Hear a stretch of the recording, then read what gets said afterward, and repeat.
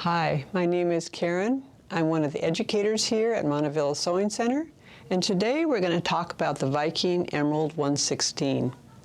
First of all, let's get to know some of the parts of the machine. Over here is where we plug it in, and right above that is the on-off switch. Here we have the hand wheel. Here we have the bobbin winder and the stopper for the bobbin winding. Here's the spindle for putting your spool of thread on. Right here we have a handle for carrying the machine. Over here we have a bobbin winder guide to help the bobbin wind nice and smoothly when you wind a bobbin. Here we have a thread guide for threading. And here is the tension dial for making sure that the thread is correctly correct tension when you stitch. Most of the time you want to leave it right here between 3 and 5. Here we have the take-up lever, and that moves up and down as you're taking stitches. The purpose of the take-up lever is to take up the slack in the thread as stitches are formed. On the side we have the presser foot pressure dial is set on 3. Most of the time you want to leave it on 3. On the side here there's a thread cutter, and I can show you later how that works, but it's really nice to be able to cut your thread by just pulling it around the side. Here we have a needle threader. A wonderful feature on this machine, works great for threading needles. I can even thread it without my glasses on. It's great. Over here we have the needle, which is the business end of your sewing machine. Right here we have another thread guide, which helps keep the thread, as you're threading, it keeps the thread right next to the needle, helps form a good stitch. Here we have the needle clamp bar and the needle clamp screw that makes sure that you get your needle into the needle clamp nice and tightly. Here we have the foot holder, and the foot holder holds the foot, the presser foot, onto the machine. Presser feet can be changed easily by simply pulling it forward. You line it back up, push it back on, there you go.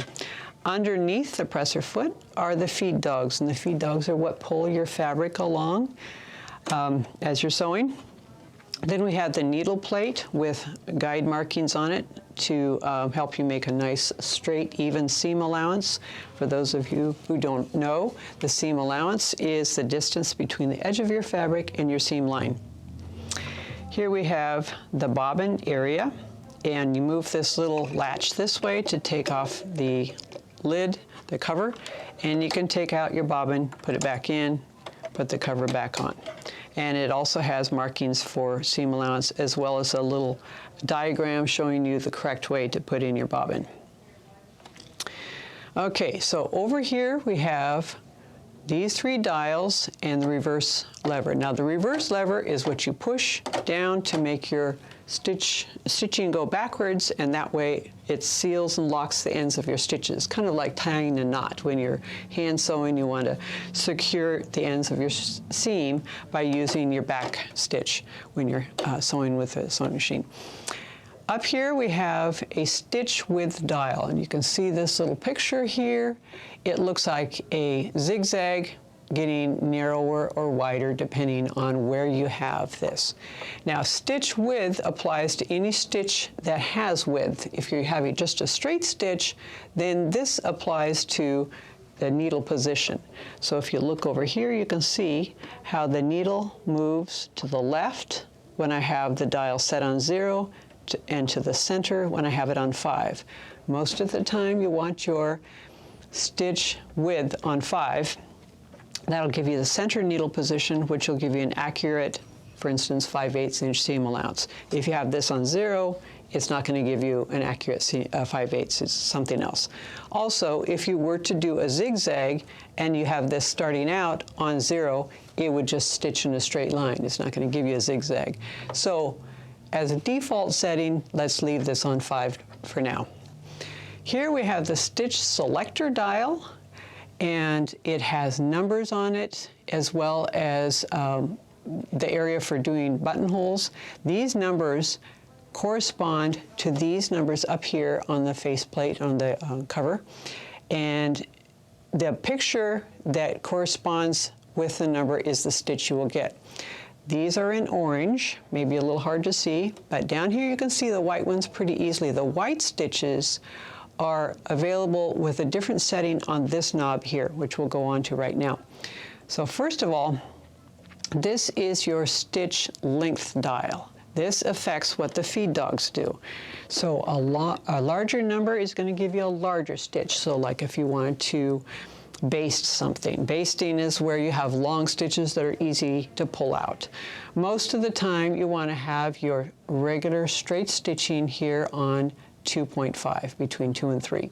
But if you wanted to have very short stitches, say like you're doing a satin stitch or something like that, or if you were going to do a buttonhole, you want those stitches close together. This is where you'd put it. And if you have it on 0, it's just going to stitch in one spot and not move forward at all. If you move this past 4 into this gray area, now these numbers on the stitch selector dial apply to the white stitches. So there's more back and forth motion in these stitches, even though they do look a little bit similar to the ones in the orange area. Again, this dial regulates the stitch length. And you can see over here we've got a longer line, shorter, shorter, shorter. That's what, how you can remember that this is length.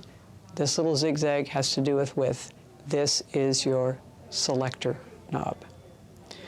Okay, I'm going to show you a couple more things. You have this here, this is your accessory tray, and when you open it, just grab it this way, pull it forward. You can put your accessories in here.